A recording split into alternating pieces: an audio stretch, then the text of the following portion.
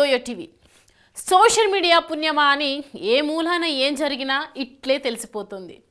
వీటి ద్వారా కొంతమంది ప్రతిభ కలిగిన వ్యక్తులు వెలుగులోకి వస్తున్నారు.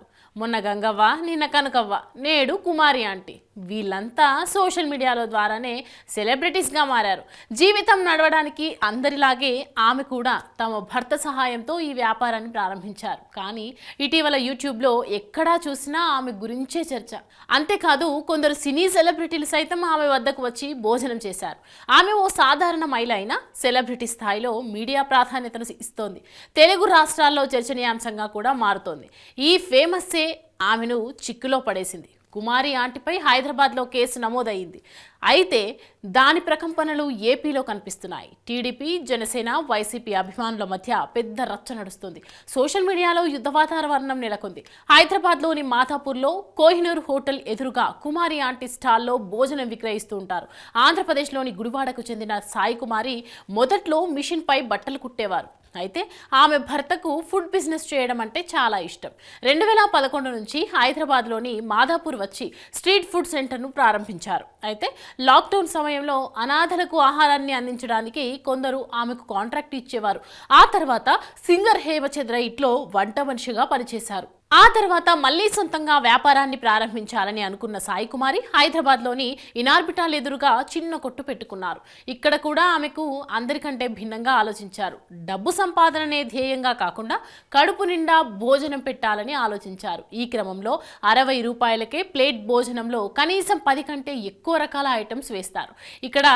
ఇక నాన్ వెజ్ భోజనం కావాలంటే బగారా రైస్తో పాటు non veg gravy chicken, fried chicken, liver fry, బోటీ కర్రీ, ఇలా పలు రకాల పదార్థాలు ఆమె వద్ద లభిస్తాయి.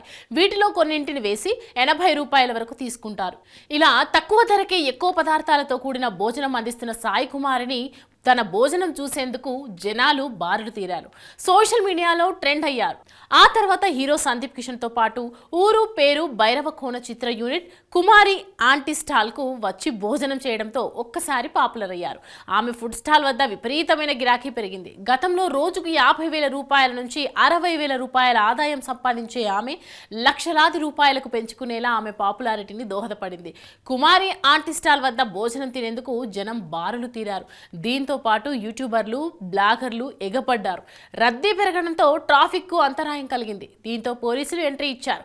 కుమారి ఆంటీపై కేసు నమోదు చేశారు. ఆమె నిర్వహిస్తున్న ఫుడ్ వ్యాన్ పోలీస్ స్టేషన్ కు తీసుకెళ్లిపోయారు. దీంతో ఆమె ఫుడ్ బిజినెస్ కు బ్రేక్ పడింది. ఏ సోషల్ మీడియా ద్వారా ఆమె పాపులర్ అయ్యారో అదే సోషల్ మీడియా ద్వారా కష్టాలు తెచ్చుకున్నారు. అయితే ఆమె వ్యాపారాన్ని పోలీసులు అడ్డుకోవడం తెలుగు రాష్ట్రంలో పెద్ద దుమారమే జరుగుతోంది. జగనన్న కాలనీలో ఇల్లు దక్కించుకున్న కుమారి ఆంటీ వ్యాపారాన్ని టీడీపీ అడ్డుకుందని రేవంత్ రెడ్డితో చెప్పించి చంద్రబాబు అడ్డుకున్నారని వైసీపీ సోషల్ మీడియాలో ఒక ట్వీట్ బయటపడింది. అప్పటి నుంచి రచ్చరచ్చ జరుగుతోంది. టీడీపీ, జనసేన, వైసీపీ అభిమానుల మధ్య సోషల్ మీడియాలో పెద్ద ఫైట్ నడుస్తోంది.